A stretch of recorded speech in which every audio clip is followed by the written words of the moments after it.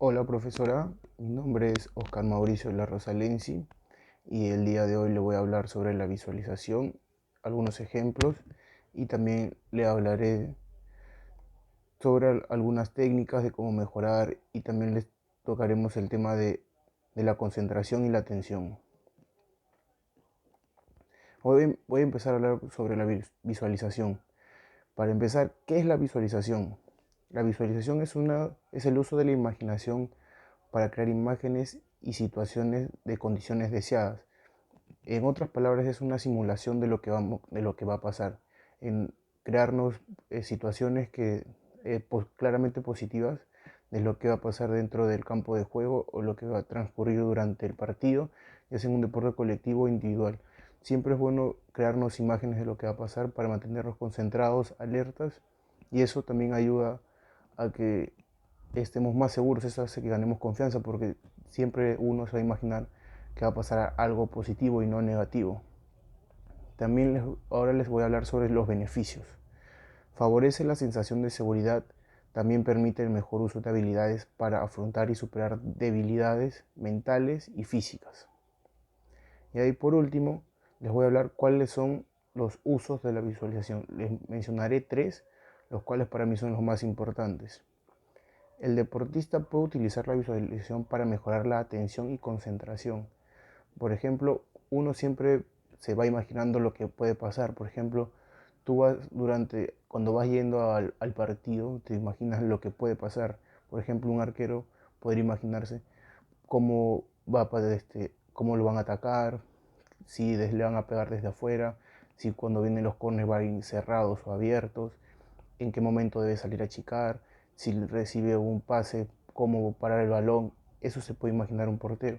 Igual un delantero, imaginarse cuántas situaciones de gol va a tener, cómo definir, en qué lugar debe posicionarse para estar mejor colocado para tener su pierna hábil y poder definir de manera correcta.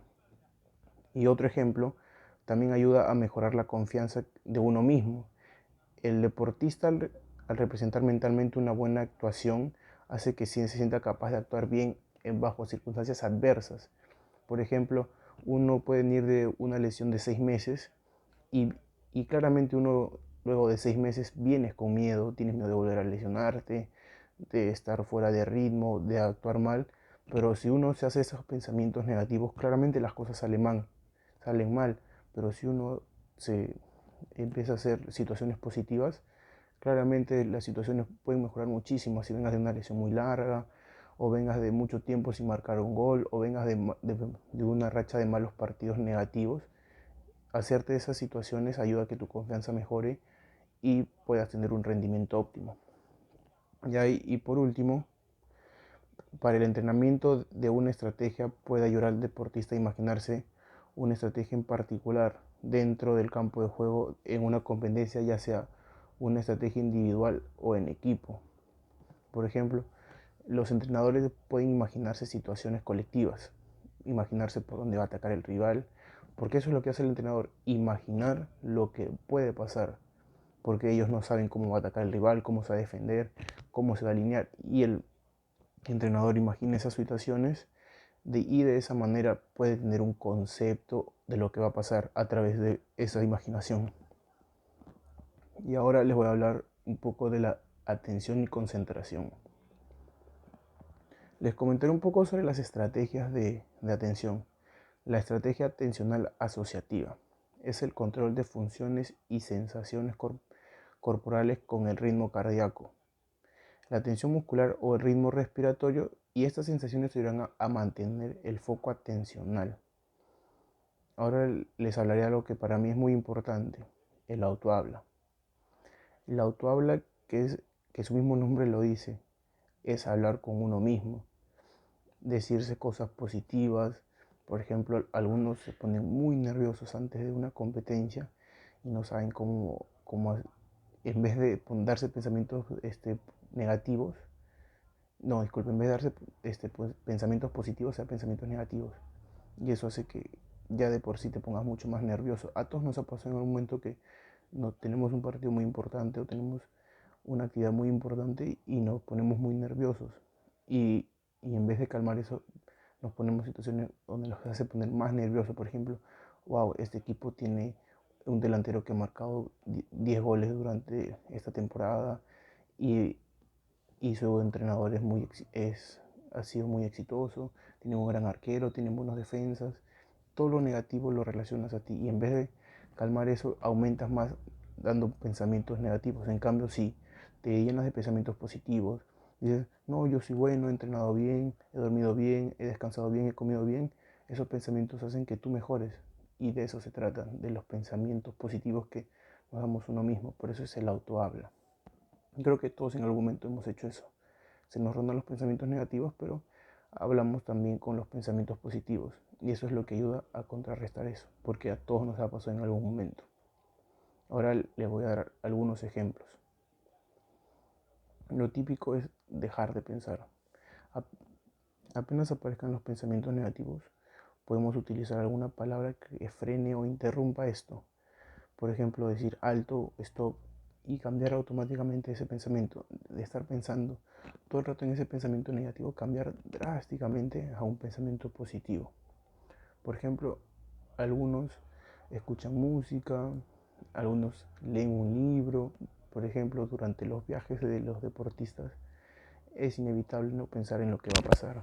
Y es ahí donde uno puede hacer distintas actividades como escuchar música, como dije, leer un libro, ver videos en YouTube que te distraigan. No es necesario que estés pensando todo el día en el partido, cada uno lo maneja de maneras distintas y eso es lo importante, manejarlo como cada uno sabe y no estresarse, porque si uno se estresa, ahí todo sale mal, porque para mí lo mental es el 90% y luego viene lo físico, que sería un 5% y la alimentación el otro 5%, porque si tú no estás bien mentalmente, las cosas no van a salir. Y otro ejemplo es cambiar de la autohabla negativa a la positiva. Siempre antes de competir, siempre primero vienen los pensamientos negativos, casi siempre pasa. Y hay que saber cómo contrarrestarlos, porque puede ser en una final, puede ser en alguna semifinal y esos pensamientos negativos sí o sí van a estar. Por eso ahora vemos que todos los equipos profesionales trabajan con un psicólogo, porque al estar, se someten a un estrés muy grande, a estar en competencias cada fin de semana y por ejemplo, siempre vamos a tener partidos malos y ese partido malo siempre te va a arrastrar. Puedes tener 5 partidos buenísimos, pero si tienes uno malo, ese, ese partido malo es el que te va a psicosear, como se dice, y es ahí donde entra el trabajo del psicólogo y ayuda a contrarrestar eso. ¿Y cómo podremos cambiar los pensamientos negativos? Hacer, como lo dije, hacer algo que nos gusta a nosotros antes de la competencia. Escuchar música, leer un libro, algunos hasta ven series antes de un partido o no pensar para nada en el partido. Ya entrenaste, ya sabes lo que tienes que hacer, cómo pararte, qué no debes hacer y qué sí hacer. Y ver alguna serie antes del partido puede ayudar a calmar eso. He estado viendo y muchos deportistas antes de un partido están escuchando música, duermen durante el viaje, algunos ven series, leen libros o están en videollamadas con sus esposas o, o hablan con los hijos, hablan con la familia o ven videos de cualquier cosa, videos graciosos, cosas que lo saquen de esos pensamientos, porque si nosotros nos quedamos en lo negativo, claramente va a salir todo mal y mientras menos pienses en eso, es mucho mejor. Y el otro ejemplo es establecer rutinas, las cuales mentalmente a los deportistas los ayudan y que estructuran los pensamientos y para mantenerlos despejados, porque si nosotros nos hacemos una rutina puede ayudar muchísimo, ¿no? Porque por ejemplo, no se trata de que en un partido hagas esto y en el otro no. Hay que hacerle una rutina para que esto pueda funcionar, porque si no, no va a funcionar.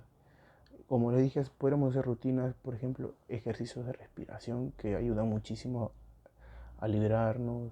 Algunos deportistas practican yoga y que los mantienen muy relajados. Algunos antes de un partido hacen masajes. Algunos dentro del camerino ponen música a todo volumen y bailan, juegan.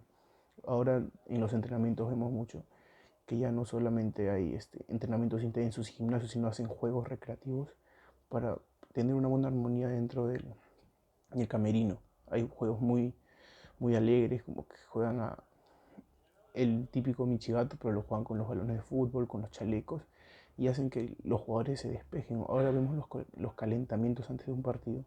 Algunos hacen juegos recreativos durante el calentamiento porque es inevitable que, por ejemplo, ahora que ya vuelve el público a los estadios, el público constantemente está gritando, metiendo presión. ¿Y cómo despejamos eso si tenemos algún público que durante 90 minutos está gritando, haz esto, haz esto, haz esto, haz esto, el otro? Y durante eso, durante el calentamiento hacen juegos recreativos y ayuda mucho a calmar eso y a despejar. Y esas rutinas las van poniendo los mismos jugadores. Cada jugador hace su rutina para despejarse y eso ayuda mucho. Eso ha sido todo y muchas gracias.